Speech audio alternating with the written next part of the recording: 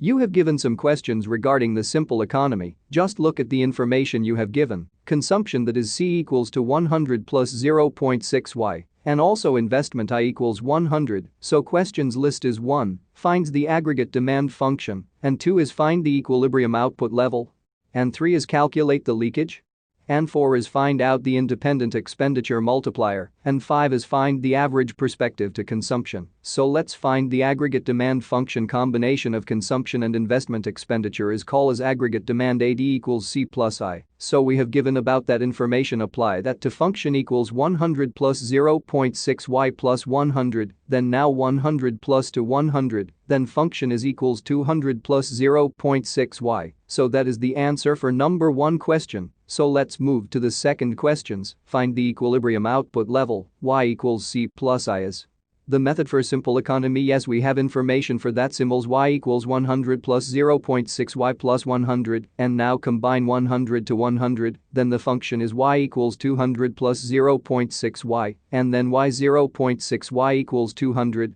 0.6y equals 200, 0.4y equals 200, take y in single side, y equals 200, 0.4, then final answer is y equals 500. Third one is to calculate the leakage of this simple economy. S is the only one leakage in this simple economy. Before do that, we need to find the saving function of this economy, that is S equals yc. Take the values to this function, S equals y, 100 plus 0.6y, take out the within bracket S equals y minus 100, 0.6y, so saving function S equals minus 100 plus 0.4y. Now we can find the leakage. S equals minus 100 plus 0.4y. S equals minus 100 plus 0.4 500, S equals minus 100 plus 200, S equals 100. Leakage level is equals 100. Fouth 1 finds the expenditure multiplier. K equals 1 B. What is B?